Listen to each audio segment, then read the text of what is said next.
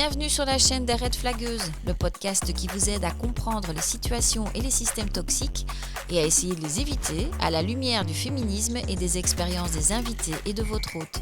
Bonne écoute!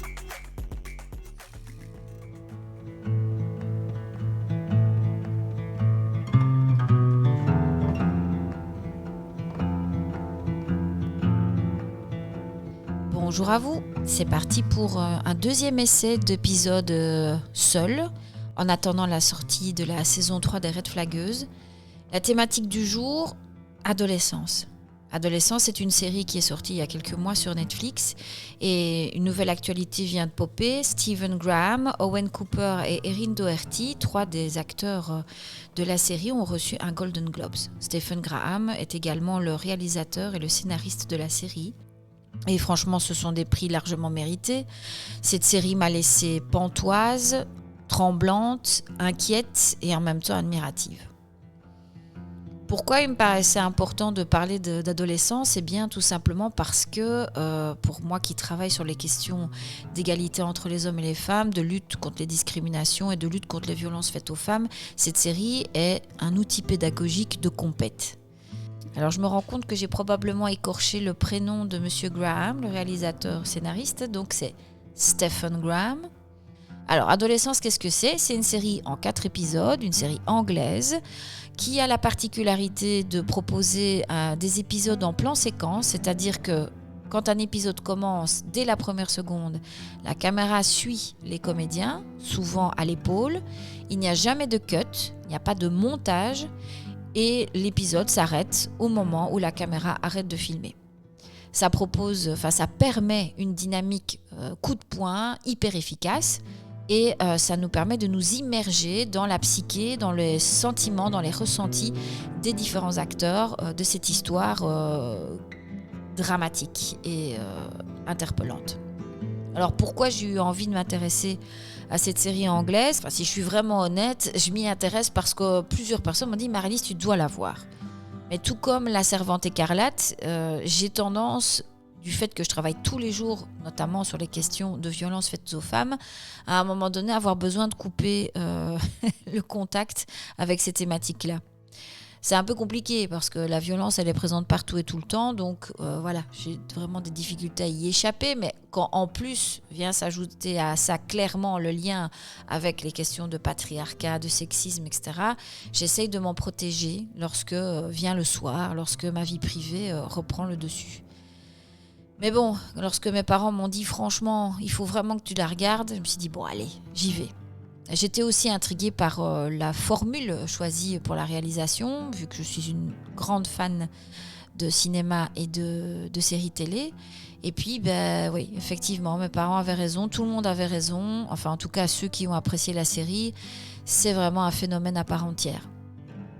C'est comme si l'équipe du film avait entendu mes pensées les plus profondes en se disant « Tiens, on fournirait bien un outil pédagogique à Marylis et à ses collègues sur la question du sexisme et notamment d'une de ses représentations les plus violentes, les incels, le masculinisme. » Alors, si vous n'avez pas vu la série, je vous invite à arrêter l'épisode, à aller la regarder et à revenir après. Parce que je vais spoiler à donf, j'ai pas le choix si je veux vraiment vous parler de mon analyse que je peux faire de cette série, de ses intentions et des messages qu'elle veut faire passer, en tout cas selon moi.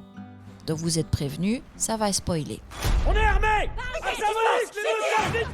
Vous cherchez quoi? Les mains en l'air! Qu'est-ce qui se passe? C'est pas la bonne maison! Il a rien fait, papa! Mais c'est qu'un gosse! Papa, j'ai rien fait, c'est pas vrai! C'est un bon gamin. Jamie, écoute bien attentivement. Qu'est-ce qui se passe? Je vais commencer par te demander... Tu connais une fille qui s'appelle Cathy Léonard? Oui? Alors on peut dire que vous êtes amis? C'est elle qui est morte? Pourquoi tu demandes ça?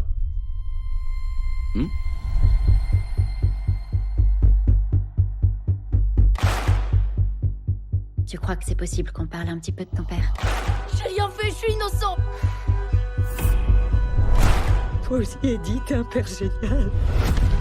Il n'est pas déclaré coupable, il est juste accusé.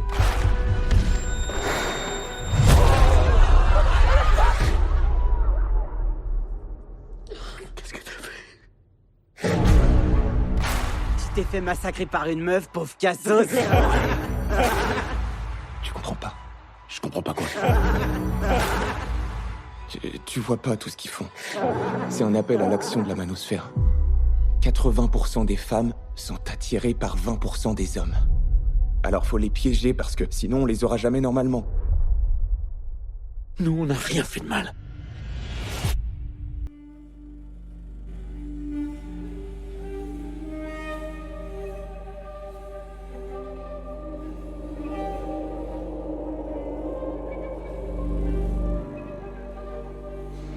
Le point de départ de ma réflexion, je vais l'ancrer dans le 3e épisode de la série, celui qui est consacré à l'entretien entre la psychologue et le jeune garçon.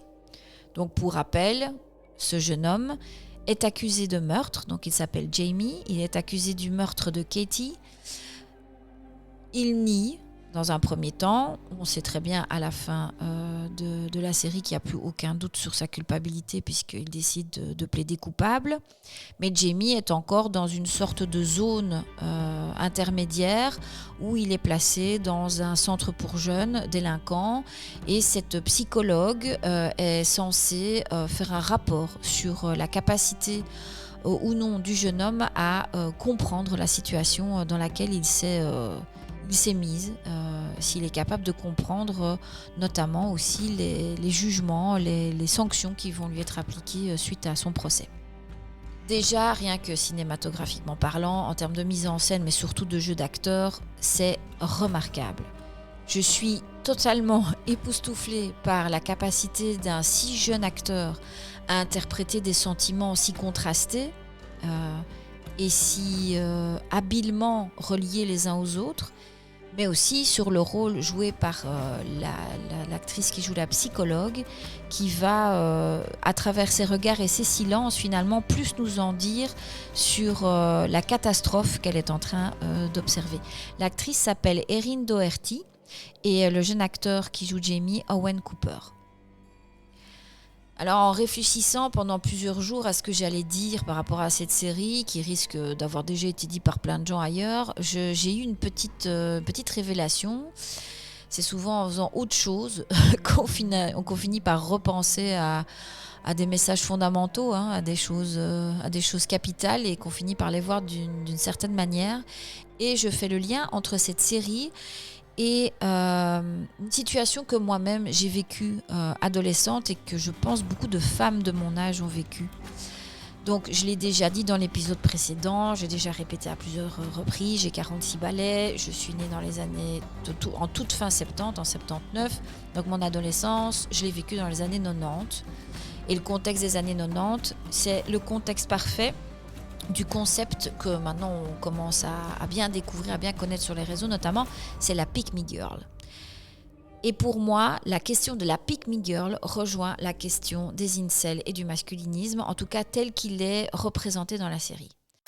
Petite précision, la Pick Me Girl, c'est un terme anglais qui désigne une jeune femme qui veut être choisie, particulièrement dans un groupe d'hommes. On pourrait parler aussi du syndrome de la Schtroumpfette. Alors, c'est ce que me dit Wikipédia, mais je peux aussi ajouter que selon moi, ce terme peut désigner le fait qu'en tant que femme, on va tenter de plaire aux hommes par tous les moyens et d'être finalement celle qui sera choisie dans une compétition qu'on s'imagine et ou qu'on crée véritablement avec les femmes de notre entourage, le groupe dans lequel on évolue.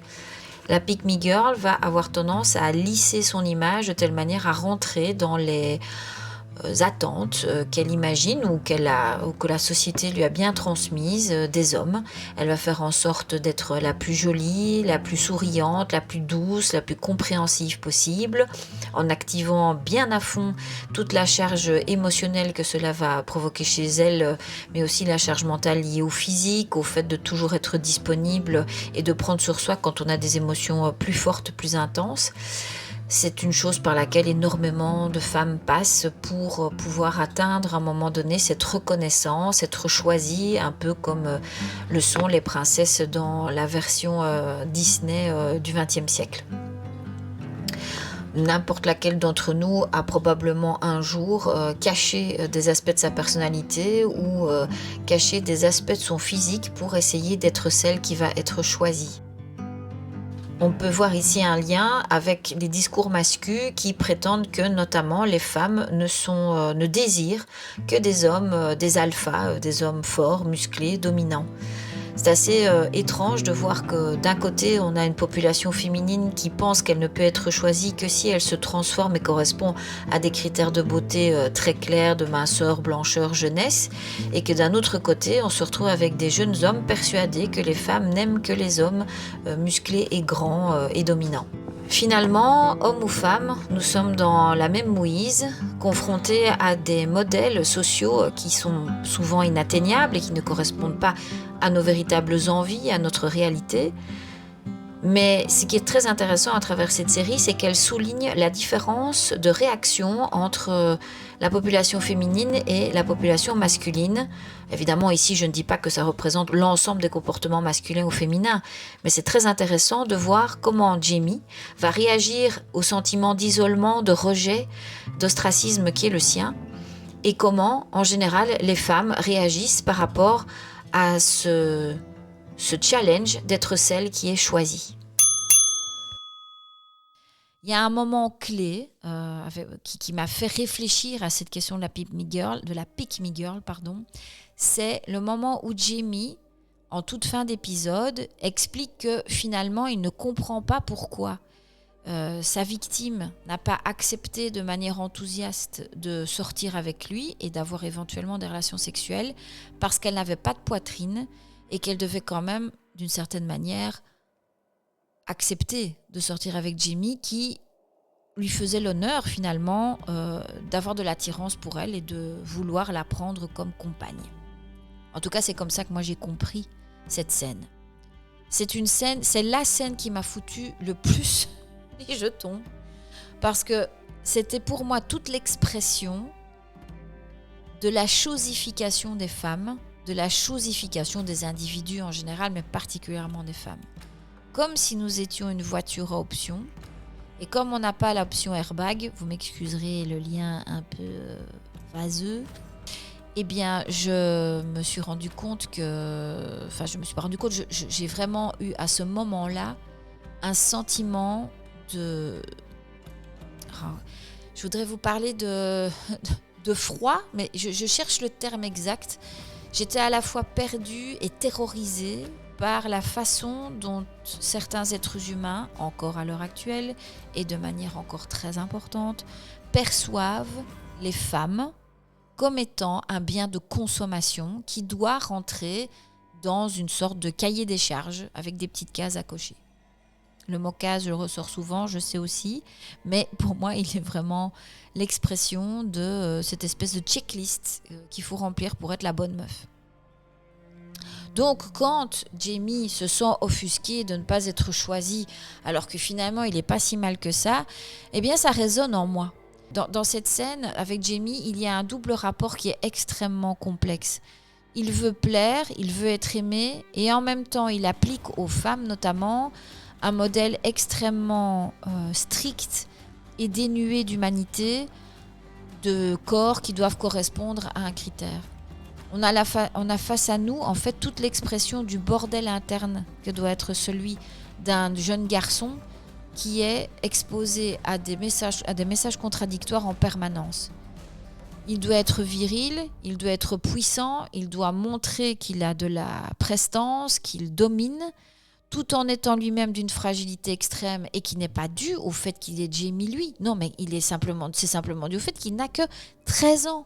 C'est un enfant. On est en plus dans une société occidentale où le contact avec les responsabilités, a priori, est assez retardé. Il est normalement encore dans une bulle de protection où il est censé pouvoir un peu chercher qui il est, évoluer à son rythme. Mais non, Jamie est dans une sorte d'accélérateur où on lui demande de correspondre à des critères inaccessibles à un âge où on n'a pas à faire ce genre de choses. Et le fait aussi d'être sans arrêt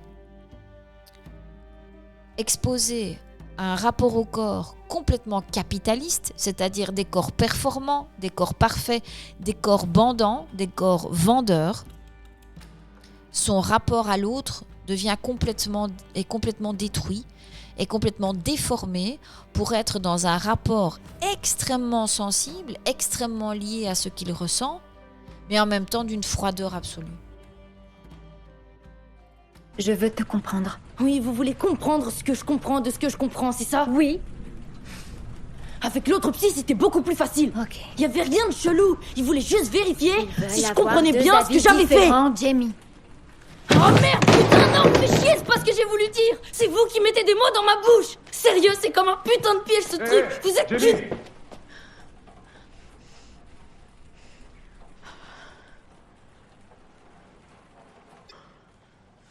C'était quoi ça? Hein? Je vous ai vu faire quoi là?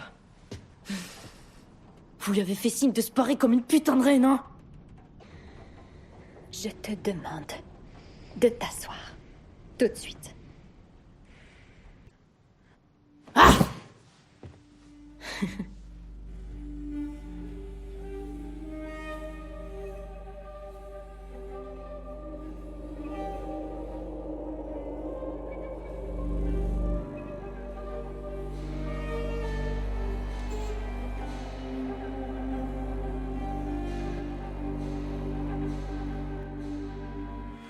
La différence entre ce que moi j'ai pu vivre adolescente en étant exposée sans arrêt à des modèles de beauté parfaite et à me remettre en question sans arrêt, c'est la réaction. C'est le champ de réaction qu'on laisse aux filles et qu'on laissait aux filles et le champ de réaction qu'on laisse et qu'on autorise aux garçons. Est-ce que dans ma vie, j'ai mené la vie dure à un mec en le harcelant et en l'obligeant à avoir des relations sexuelles avec moi? Jamais. Je n'y ai même jamais pensé. Quand j'étais rejetée par un mec, je me remettais moi en question. C'est-à-dire que je me posais la question de est-ce que je ne suis pas assez jolie? Est-ce que je ne suis pas assez intéressante? Est-ce que j'ai trop parlé? Est-ce que j'ai trop de personnalité? Est-ce que je l'ai assez complimenté? Je remettais en question qui j'étais. Mais jamais dans ma vie, je n'ai pensé à débarquer chez lui avec une mitrailleuse pour le tuer. Pour moi, là est la différence.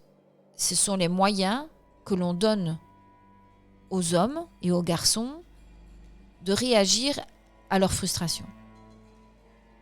Dans les milieux masculinistes, il y a une autorisation qui est donnée aux hommes, mais pas que dans les milieux masculinistes, pour être clair, à réclamer vengeance, à réclamer réparation, et finalement à imposer à la personne qui aurait refusé de tomber amoureuse, refusé une activité sexuelle avec eux, qui ne se serait pas intéressée à eux, à lui laisser une marque indélébile parce qu'elle n'a pas obtempéré et qu'elle n'a pas accepté toute l'éblouissante personnalité et beauté de ces mecs. Ce qui est aussi interpellant, c'est la façon dont ce jeune garçon, Jamie, va projeter sur Katie, sa victime, toute sa vision des rapports amoureux. Il ne peut pas concevoir que Katie l'ait rejeté parce qu'il est problématique dans son comportement, parce qu'elle, par exemple, elle n'est aussi pas prête, parce qu'elle n'a pas envie d'avoir un petit copain, parce que simplement elle ne veut pas de lui, mais comme elle ne voudrait de personne. On ne sait pas vraiment ce qui se passe dans la tête de Katie, à part le fait que elle a quand même un gros problème avec les comportements des garçons en général. Mais en tout cas, je ne sais plus, je ne vais pas m'avancer sur ce que Katie pense du personnage de Jamie de manière précise, parce que ça c'est un peu moins clair dans mes souvenirs. Mais en tout cas, ce qui est certain, c'est que j'ai pu constater que Jamie projette sur le personnage de Katie la façon dont lui rejetterait une femme. Mais lui, par contre, c'est un mec bien, donc elle devrait accepter. C'est quelque chose de complètement dingue, mais quelque chose de régulier. Souvent, quand on est frustré et en colère, on projette sur les autres nos propres peurs, nos propres espaces sombres. Et ici, on en a la démonstration complète que Jamie ne peut pas concevoir que quelqu'un le rejette, non pas parce qu'il est lui, mais parce que c'est pas les bonnes circonstances, parce qu'on n'est pas dans un cadre sécurisé, parce qu'il y a d'autres choses qui peuvent se passer. En fait, les masculinistes refusent aux femmes une existence à part entière, refusent aux femmes une personnalité, des rêves, des cauchemars, des envies et aussi probablement une part de violence. les femmes sont chosifiées. Je reviens comme au départ, une sorte de dimension unique où on est en flottement comme ça dans l'espace en attendant qu'à un moment donné on soit activé par un mâle qui nous dise viens, je t'ai choisi. Bon, t'es pas terrible, hein, mais je t'ai choisi quand même parce que finalement t'es la seule à être disponible sur la liste. Et il y a quelque chose d'affreux là-dedans, vraiment de terrible. Nous devenons finalement des espèces de produits de chez Wish qu'on commande parce qu'on n'a pas le choix, parce qu'on n'a pas assez de sous pour se payer mieux. Mais on a beaucoup de mépris pour ce produit qu'on a commandé. On a du mépris pour lui et finalement, il est remplaçable ce produit.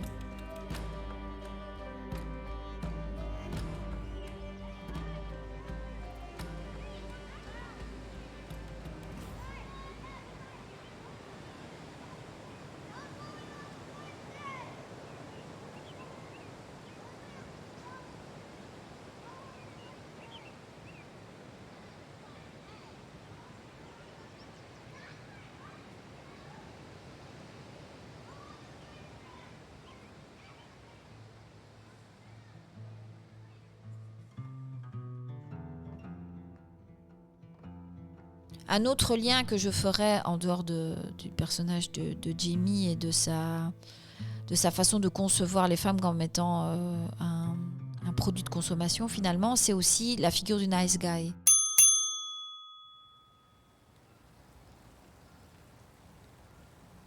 Dans son livre, Chloé Thibault, la journaliste que j'ai eu l'occasion d'interviewer sur scène à Liège, dans son livre Désirer la violence, elle parle de la figure du gentil, du mec gentil, du nice guy en anglais, et je vous en lis un petit extrait. Parce que pour moi, c'est aussi ça résonne avec ce qu'on peut vivre, notamment sur les applications de rencontres, et avec la façon dont le personnage de Jamie fonctionne. Dans la fiction, dans la vraie vie, le garçon gentil n'est pas désirable car il est disponible. Cette logique peut être inconsciente, en tout cas elle répond au fameux proverbe « Fuis-moi, je te suis-moi, je te fuis ». Lors de mon entretien avec Marjolaine Boutet sur la figure du vampire, elle me rappelle que dans la culture occidentale, l'amour est une invention littéraire. Une idée se développe selon laquelle, pour que l'amour soit véritable, il doit franchir des obstacles. Cela vient des récits chevaleresques de l'amour courtois qu'on retrouve dans les contes de fées et dans les romances. En gros, rencontrer son promis direct, se marier et avoir beaucoup d'enfants ne fait pas une histoire très palpitante. L'amour doit être mis à l'épreuve et c'est là qu'on est foutu. Parce que tout ce qui consiste à combattre des dragons, traverser des contrées, en somme les péripéties, est une affaire d'hommes. Pour les femmes, la seule grande aventure qui puisse leur arriver, c'est l'amour. Alors elles doivent se créer leurs propres péripéties et pour qu'il y ait du désir, il faut qu'il y ait distance et obstacles. Le profil du bad boy est celui qui est lointain, celui qui se refuse. Il est intéressant parce qu'il est inaccessible. Avec le mec gentil, c'est trop facile. La conquête amoureuse, ce n'est pas quelque chose qu'on met dans la tête des hommes seulement. A priori, en opposition à des séducteurs, dragueurs, forceurs, agresseurs, il y a ceux que nous croyons formidables, les nice guys. Dans How I Met Your Mother, il s'agit de Ted Mosby, dans Friends de Ross Geller, dans Gossip Girl de Dan Humphrey, etc. Mais à en croire la journaliste Pauline Ferrari, dans ces mecs sympas sont des modèles de masculinité toxique cachés, des mecs qui paraissent gentils, bien en société, qui semblent avoir de bonnes intentions et en fait pratiquent des techniques de manipulation et de contrôle de la femme qu'ils ont en face d'eux en utilisant l'argument « je suis gentil donc je ne comprends pas pourquoi elle ne couche pas avec moi ». Au-delà des communautés masculinistes, c'est très ancré chez les mecs qui ont grandi avec ce type de modèle et ils ne comprennent pas pourquoi, alors qu'ils sont gentils, ça ne marche pas avec les filles. Selon la spécialiste des mouvements masculinistes, la figure du nice guy a notamment justifié la vision du monde des incels, des célibataires involontaires, rancuniers qui vont jusqu'à promouvoir la violence envers les femmes. Une idée a infusé de manière terrifiante dans la pop culture sur le fait qu'il y ait d'un côté les gentils puceaux et de l'autre les méchants quarterbacks.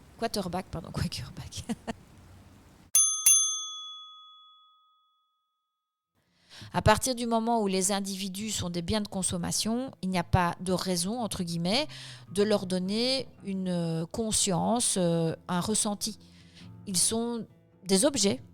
Je sais que je me répète peut-être par rapport à ça, mais le fait que Jamie soit en capacité d'utiliser la manipulation et l'utilise de manière éhontée pour essayer d'obtenir à la fois l'amour de sa victime Katie, mais la reconnaissance de sa psy et, in fine, la reconnaissance de son père, puisqu'il y a aussi cette question-là, c'est la place de sa relation avec ses parents, et notamment avec son père, eh bien, c'est bien montré quelle perversion est entrée dans les relations sociales entre les individus, au point que on apprend aux garçons à utiliser, notamment sur les réseaux sociaux, des techniques de manipulation pour obtenir les faveurs d'une femme. Ça veut donc dire que de nouveau, quand on se considère comme un nice guy et qu'on se sent frustré, on ne tient absolument pas compte de l'ensemble des éléments qui vont faire qu'une femme, dans une relation hétéro, va dire non. On ne va pas creuser. D'ailleurs, je pense qu'il y a très peu d'hommes qui se font rejeter et finalement de femmes aussi qui posent vraiment ces questions. Tiens, qu'est-ce qui dans mon profil ou mon comportement a fait que tu n'as pas envie d'enclencher ? Non. Tout de suite, on prend une position de vexation en mode elle me rejette alors que je suis finalement quelqu'un de bien et c'est pas possible. Et pourtant, j'ai été polie. Mais c'est le minimum en fait. C'est un peu comme le gars qui s'enorgueillit et qui se fait féliciter par sa femme quand il passe aspirateur. En fait, les comportements de base de respect, c'est la base normalement des relations humaines. Mais non, on va en faire une option de comportement pour obtenir finalement ce qu'on cherche à obtenir. Et ça, c'est profondément inquiétant de nouveau, mais tellement présent. Mais ici, il faut se rappeler quel est l'objectif et à qui profite le crime. À partir du moment où j'utilise un masque pour obtenir uniquement ce qui me convient et surtout ne pas m'investir au-delà de ça, là, on est dans autre chose. Et c'est un phénomène qu'on peut repérer. Il y a des formateurs incel, des formateurs masculinistes qui apprennent aux garçons que finalement être poli avec une fille, lui demander comment elle va et l'écouter parler, c'est une méthode de manipulation pour obtenir ce qu'on veut. Mais vous imaginez, enfin je suppose, c'est pas compliqué pour vous, c'est pas très compliqué, mais dans quel bordel les relations humaines sont plongées. Imposer un mode de fonctionnement sociétal comme celui-là à un enfant de 13 ans, on voit le résultat que ça donne. Il n'a pas les garde-fous nécessaires pour faire le tri. Et ce qui est génial avec cette série, c'est que de voir Jamie chercher quand même la reconnaissance de la psy et finalement celle de son père, ça montre que aussi tout ça, ça ne marche pas sur les individus. Au mieux, ça les détruit. On propose un modèle de fonctionnement à un enfant qui promet finalement la réussite et le fait simplement d'être reconnu par les autres. Parce qu'au-delà de ça, comme d'habitude, les agressions sexuelles, les meurtres à connotation sexuelle ou pour des raisons amoureuses, entre guillemets, c'est jamais vraiment une question d'amour. En tout cas, pas directement. C'est une question de contrôle et de pouvoir. Jamie pense qu'il ne peut être aimé que s'il a du pouvoir sur sa vie, que s'il a du pouvoir sur les circonstances qui s'imposent à lui. Il essaye de reprendre du pouvoir sur sa vie en essayant de gagner la reconnaissance de ceux qui ont son âge, de ceux qui ont de l'influence dans son cadre scolaire. Mais savoir si vraiment il est amoureux de Katie, finalement, on ne le saura jamais. Il est attiré par elle quand même, mais on a l'impression que... Enfin, moi, je ne sais pas si vous vous rappelez, ça me fait penser à autre chose, mais les premières fois où on nous confrontait à la drague, au fait d'avoir une petite copine, quand on voit un tout jeune couple s'embrasser, il y a quelque chose de tellement pas naturel chez pas mal d'entre nous, où on est droit comme des piquets en train d'introduire notre langue dans la bouche de quelqu'un d'autre, mais en fait, on ne sait pas comment prendre la personne dans nos bras, on ne sait pas comment la caresser. Il y a quelque chose de très théâtral, de très codifié dans ce qu'on est en train de faire, mais est-ce que c'est vraiment sincère? Est-ce que c'est vraiment nous? On essaye en partie, parfois, de jouer le jeu de la grammaire de la séduction adolescente pour pouvoir avoir une place dans ce groupe adolescent. Et c'est ce que Jamie essaye de faire, sauf que il a une solution un peu trop radicale à la fin.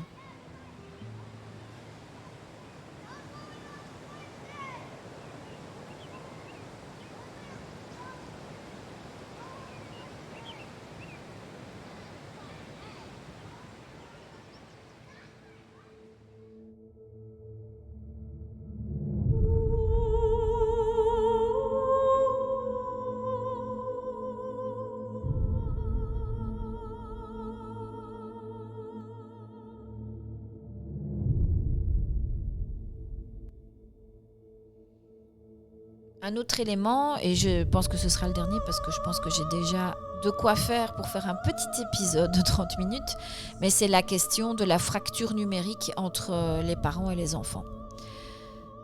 Je m'en rends bien compte. Pourtant, Dieu sait, si je m'intéresse aux technologies et que je m'informe et que je pose beaucoup de questions autour de moi, il y a des moments où mon fils me dépasse à toute vitesse dans l'utilisation des logiciels, des applications disponibles sur le téléphone. J'essaye de mettre un cadre, j'ai un filtre parental, je sais à peu près tout ce qui se passe sur son téléphone. Et il y a un système de coupure qui permet de stopper l'utilisation du téléphone après un certain temps, une certaine heure. Mais en même pas un mois, mon fils fait du montage vidéo de manière plus efficace que ce que je n'ai jamais pu faire dans ma vie. Rien que ça me montre que malgré mes efforts, je ne peux être que dépassée à un moment donné. Alors évidemment, j'ai des solutions par rapport à ça. C'est poser des questions, c'est m'intéresser à ce qui se passe dans la vie de mon fils. Et je pense que c'est là où le bas blesse pour les parents de Jamie. Et ça c'est dit clairement dans la série, dans le 4e épisode. C'est cette question de... On lui a acheté un ordinateur, il a commencé à passer des heures dessus, et puis voilà. Le père et la mère ont décroché à un moment donné et ont finalement confié leur enfant à la garde d'Internet. Et c'est tellement humain. Nous sommes sous pression permanente dans notre travail, on nous demande de faire encore plus avec moins, donc on rentre épuisé, on ne comprend pas tout ce qui se passe, on ne peut pas tout savoir parce que l'information s'est multipliée. On essaie de garder son énergie, on essaye d'affronter parfois des difficultés hors famille, des problèmes de fric, des problèmes de santé, des problèmes d'inquiétude par rapport à nos avenirs individuels et collectifs. Et à un moment donné, ben oui, on a des espaces de paix et de repos parce que nos enfants sont en fait gardés parfois par Internet, par la télévision avant, c'était un peu ça. C'était la télé qui nous gardait pour permettre à nos parents de souffler parfois. Et puis ben ici, maintenant, c'est Internet. Sauf qu'Internet, c'est beaucoup plus dangereux, évidemment, encore que la télévision, qui était déjà vue à l'époque comme étant parfois vecteur de beaucoup de conneries. Et ça, probablement que ça l'était. Mais là, ici... Le fait que nous sommes des millions à utiliser ce média, eh bien, il y a parmi les utilisateurs et les utilisatrices des gens déséquilibrés, pas cool, dangereux, qui se défoulent en fait à travers les réseaux et emportent dans leur rage les enfants qui n'ont pas encore les outils pour prendre distance avec eux. Et je pense que cette série, et je pense qu'il y a une réaction, si je me souviens bien, d'une partie du système scolaire anglais en voulant mettre en place vraiment des ateliers de discussion sur la question du harcèlement en ligne. Mais il y a encore un travail énorme à faire par rapport à ça. Il n'y a pas assez de moyens et il y en aura encore moins avec les politiques actuelles pour pouvoir encadrer au mieux les enfants et leurs parents pour éviter que viennent s'immiscer entre eux au sein de leur famille, la haine de l'autre. Et puis, il y a aussi les parents qui eux-mêmes ont une utilisation problématique des réseaux sociaux, soit de manière trop intensive, et qui ont accès et rediffusent des informations non vérifiées, parfois à caractère extrémiste, raciste, homophobe et sexiste.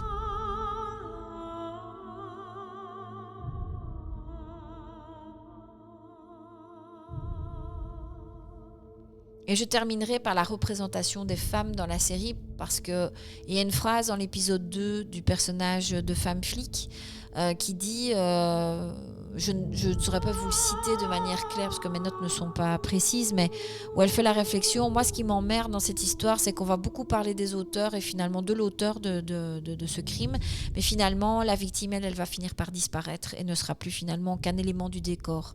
Et c'est tellement vrai. Quand on observe la série, qui a le rôle principal? C'est un garçon. Qui a finalement le rôle le plus touchant? Un père et son fils. Et je ne pense pas que ce soit anodin. Le fait que les femmes soient assez satellitaires dans la série montre aussi la place qu'on laisse aux femmes encore à l'heure actuelle dans la série. Qui mène l'enquête? Un homme. Qui est le chef de famille qui finalement a le plus de pouvoir dans cette famille, c'est le père, clairement. On voit que la mère le soutient, l'accompagne, qu'elle essaye de faire attention à son ressenti, qu'elle propose des solutions. Mais la façon dont c'est filmé et la façon dont l'acteur interprète son personnage et la possibilité d'action qu'on laisse à son personnage, c'est lui qui est central, c'est l'homme de nouveau. Et je ne pense pas que c'est un rapport misogyne à l'histoire. C'était aussi pour montrer que du côté masculin, il y a des enjeux énormes qui se jouent. Mais c'est pour montrer aussi à quel point, à chaque fois, les histoires et l'histoire ramènent les femmes en périphérie. Et c'est vraiment quelque chose qui m'interpelle très fort.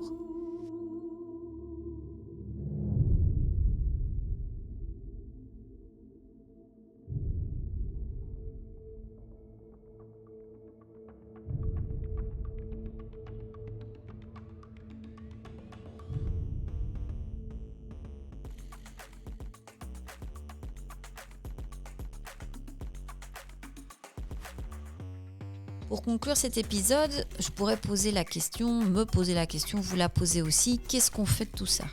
Qu'est-ce qu'on fait de ce sentiment d'impuissance, d'une certaine manière, qu'on peut ressentir par rapport à la question des masculinismes, puisqu'il y a plusieurs courants, mais qui se regroupent tous vers ce même point de rassemblement, celui de la haine des femmes. Eh bien, moi, je vous évoquerai 2 choses. D'abord, la prévention, grâce notamment à l'EVRAS. L'EVRAS, donc c'est l'éducation à la vie relationnelle, affective et sexuelle. Ce sont des cours, des animations qui sont données dans les écoles. Alors le minimum c'est 2 heures en primaire et 2 heures dans le secondaire. Les écoles font un peu comme elles veulent autour de ce minima et certaines écoles investissent beaucoup plus dans du temps consacré à ces questions de relations entre les individus au sens large. Ces animations abordent des questions telles que le fait de se sentir bien au sein de sa classe, de savoir si on est en sécurité, si on a des safe places, si on respecte bien le consentement des individus. Ça aborde aussi des questions spécifiques comme la contraception, comment on fait pour lutter contre le harcèlement. Ce sont des cours qui sont régulièrement attaqués par les bancs conservateurs et pourtant, s'il y a bien un endroit où on peut aborder la question de l'égalité entre les individus et de la sécurité qu'on peut tous ressentir dans notre rapport aux autres, c'est bien là. Donc, ces animateurs et ces animatrices sont formés. Ils sont formés autour d'un programme officiel qui est disponible sur Internet, sur le site de la Fédération Wallonie-Bruxelles. Mais c'est aussi prolonger le travail dans les maisons de jeunes, dans les centres sportifs, en famille, pour pouvoir discuter de comment on se sent en tant que notamment garçon dans un monde tel que le nôtre. Comment on peut vivre sa complexité d'individu. Alors la deuxième chose, c'est la sécurité. Je lisais Salomé Saké ce matin qui insistait sur le fait qu'il fallait arrêter de tout relativiser. La situation est quand même critique et il y a des mouvements masculins qui ont réussi à radicaliser des jeunes hommes et il faut pouvoir s'en prémunir et s'en protéger. Donc que ce soit dans le cadre de nos activités féministes, mais également dans notre quotidien, dans notre travail, dans nos relations sociales, c'est repérer ces situations. On voit des jeunes hommes en décrochage, des petits groupes de jeunes garçons qui ont des comportements inhabituels, qui fonctionnent en vase clos, mais c'est aussi rentrer à nouveau dans la chambre des ados pour pouvoir à un moment donné débrancher la prise de tout le monde, y compris des adultes, et dialoguer les uns et les unes avec les autres. Ce n'est pas évident. Il existe des ouvrages, des bouquins, des centres PMS dans les écoles, des associations, des organisations comme par exemple la MADO à Namur, la maison de l'adolescent, qui peuvent nous aider à rétablir le dialogue, à le construire et à prévenir finalement ces phénomènes de violence qui, on le voit parfaitement dans la série, à la fois mettent un terme à la vie d'une petite fille, d'une fille, mais aussi mettent un terme à la vie de l'ensemble des personnes qui gravitent autour de la victime et de son agresseur. sans parler évidemment de l'agresseur, de comment il sera pris en charge par la société, que va-t-il devenir, qu'est-ce qu'il restera de cette histoire pour les générations futures. Voilà, je voulais vous remercier pour votre attention, j'espère que cet épisode vous aura plu. Vous dire que j'ai un parque-page à 5 € que vous pouvez acheter pour soutenir la chaîne. Et comme dirait Hugo Décrypte, ce merveilleux journaliste qui sévit sur YouTube et qui me donne beaucoup d'espoir malgré les mauvaises nouvelles qu'il nous annonce tous les jours. Prenez soin de vous, prenez soin des autres. Ciao!